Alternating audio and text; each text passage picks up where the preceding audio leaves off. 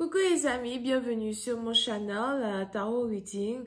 Donc aujourd'hui, je voulais faire une lecture pour les personnes du signe zodiaque Poisson, une lecture générale pour vous.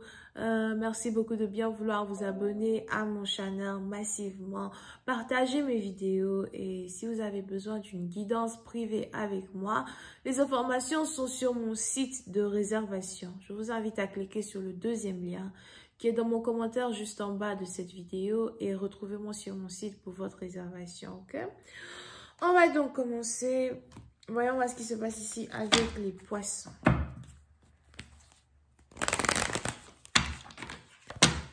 Hi, just give me a reading for my Pisces, please. Thank you. Hi, angels, please give me a reading for my Pisces.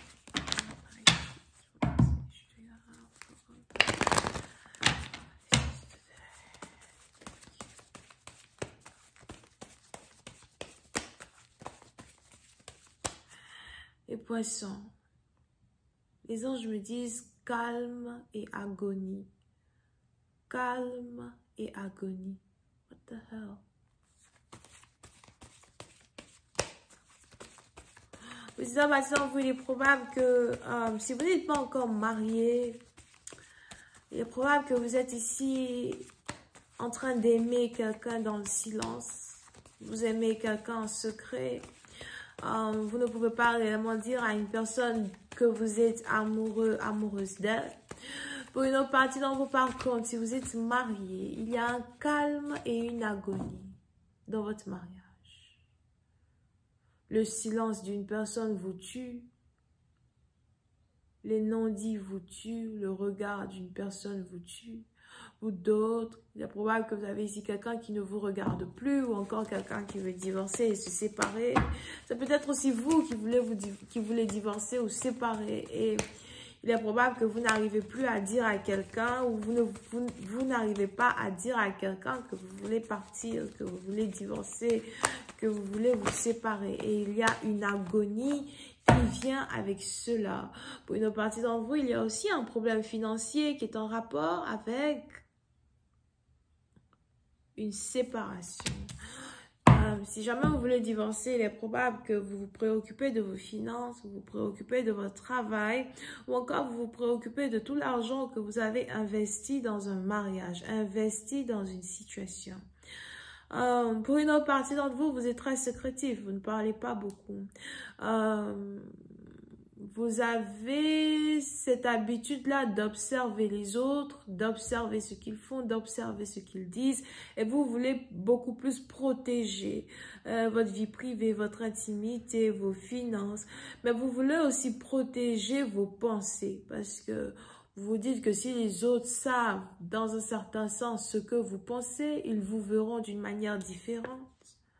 Over here. Ou encore, vous vous dites que si votre partenaire, la personne qui est autour de vous, réalise réellement ce que vous pensez d'elle ou de lui, cette personne-là vous verra d'une manière différente. Mais pour une autre partie d'entre vous, il est aussi probable que vous êtes la personne même qui... Vous êtes le gagneur de pain dans un couple ou encore si vous êtes une femme, c'est vous qui faites de l'argent dans un couple. Vous avez donc depuis un certain moment développé une certaine animosité vis-à-vis de votre partenaire parce que ça fait peut-être plusieurs années que vous êtes mariés. Pour certains, ça fait 4 ans que vous êtes mariés avec quelqu'un ou encore vous êtes sur le point d'aller à votre 4e année. Pour d'autres, ça fait 8 ans parce qu'on va faire 4 fois 2, ok? Et on est donc ici dans une situation, on a quelqu'un qui se dit, depuis tout ce temps que nous sommes ensemble, ou depuis que nous sommes mariés, je suis le seul ou la seule qui ait eu à investir de l'argent dans un mariage. Ou encore, je suis le seul ou la seule qui gagne de l'argent dans un mariage, dans un couple.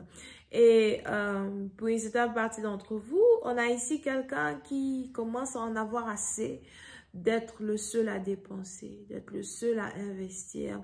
On a ici quelqu'un qui veut commencer à profiter de l'argent qu'il fait, profiter de l'argent qu'il gagne à travers sa souffrance. Puis c'est un parti d'entre vous. On a ici quelqu'un qui commence à voir le mariage d'un œil différent, une relation d'un œil différent à soi. Okay.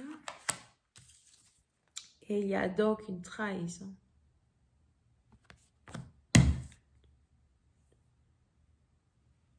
Une trahison.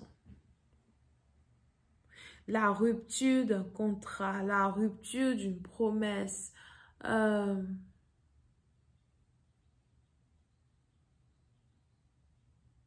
Des non-dits qui blessent. Le caractère d'une personne qui vexe. Mais pour une autre partie d'entre vous, si vous êtes en couple à Zoal et que ça fait déjà bien longtemps que vous êtes avec votre partenaire, vous avez appris à le connaître et aujourd'hui, vous apprenez à voir le changement qui existe dans votre partenaire.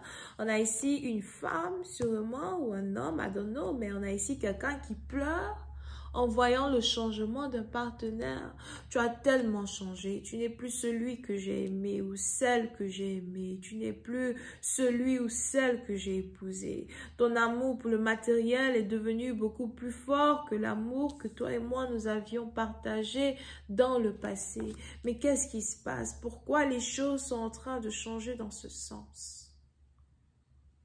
Pourquoi tu ne me vois plus? Pourquoi tu vois le fait que j'ai besoin de toi être un fardeau pour toi? Pourquoi tu vois le soutien que tu m'apportes être un fardeau pour toi? N'étais-tu pas censé être avec moi pour le meilleur et pour le pire? Et maintenant que je suis dans le pire, tu veux m'abandonner.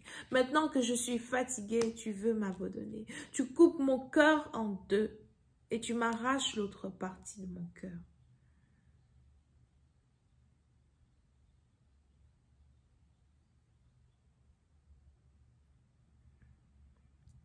On a ici quelqu'un qui souffre de voir son partenaire se détacher de lui, se détacher d'elle, mais surtout émotionnellement parlant. Ça fait mal et ça blesse. Parce qu'on a ici quelqu'un qui est toujours amoureux ou amoureuse de son partenaire. On a ici quelqu'un qui a toujours autant d'émotions qu'il avait avant pour son partenaire. Pour une autre partie d'entre vous, il est aussi probable qu'on a ici quelqu'un qui se demande si son partenaire a perdu les émotions qu'il avait pour lui. On a ici quelqu'un qui se dit, je sais que tu ne m'aimes plus. Je sais que ton cœur ne bat plus pour moi. Et pourtant, tu te forces à rester avec moi. Tu n'as même pas assez d'audace de me dire que tu ne m'aimes plus. Pour une autre partie d'entre vous, on a ici quelqu'un par contre qui, dans un certain sens, trouve